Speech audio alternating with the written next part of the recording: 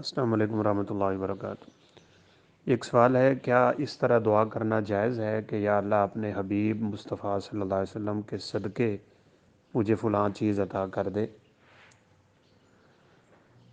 یہ سوال پہلے بھی کئی دفعہ ہو چکا ہے کہ کیا اللہ رب العزت کو واسطہ دینا جائز ہے یا نہیں۔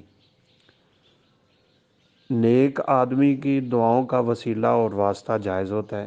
آپ کسی بھی نیک آدمی سے دعا کروائیں اور اللہ تعالیٰ پہ یہ امید رکھیں کہ وہ اس کی دعا آپ کے حق میں قبول کر لے گا، تو یہ ایک آپ نے واسطہ ڈال دیا، حیلہ بنایا اور وسیلہ بنا لیا اس بندے کو۔ اس کی شرعی طور پہ اجازت موجود ہے۔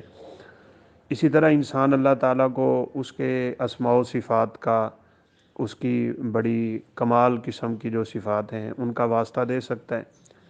اور تیسرا، انسان اپنے نیک اعمال کا وسیلہ بھی اللہ تعالیٰ کو دے سکتا ہے۔ صحیح بخاری میں وہ 3 غار میں پھنسے ہوئے لوگوں کا تذکرہ ہے۔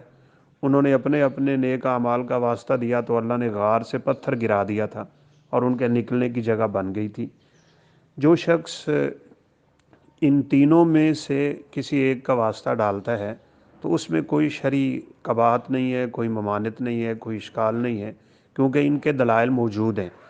البتہ دنیا سے چلے جانے والوں کا واسطہ اللہ تعالیٰ کو دینا جائز نہیں ہوتا۔ رسول اللہ صلی اللہ علیہ وسلم جب بقید حیات تھے تو صحابہ کرام آپ کے پاس جاتے، آپ سے دعائیں کرواتے۔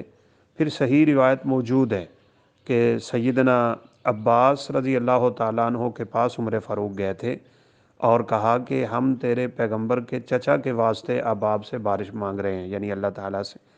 آپ صلی اللہ علیہ وسلم کا واسطہ نہیں دیا، آپ دنیا سے چلے گئے تھے، آپ کی قبر پہ نہیں گئے، آپ دنیا سے چلے گئے تھے۔ تو جا کے کہا کہ ہم محمد صلی اللہ علیہ وسلم کا واسطہ دیتے تھے، واسطہ لیتے تھے، بناتے تھے، تو یا اللہ تو ہمیں بارش دیتا تھا، اب ہم تیرے پیغمبر کے چچا کو واسطہ بنا رہے ہیں تو ان کے ذریعے ہمیں بارش عطا کر دیں۔ تو ان کی دعا سے اللہ نے بارش دے دی۔ تو یہ حدیث اس بات کا کھلا ثبوت ہے کہ کون سا واسطہ جائز ہے اور کون سا جائز نہیں ہے۔ لہٰذا جو اس دنیا سے چلے گئے ہیں ان کا واسطہ جائز نہیں ہوتا اور نیک آدمی کی دعاؤں کا واسطہ جائز ہوتا ہے۔ اللہ عالم۔ السلام علیکم ورحمۃ اللہ وبرکاتہ۔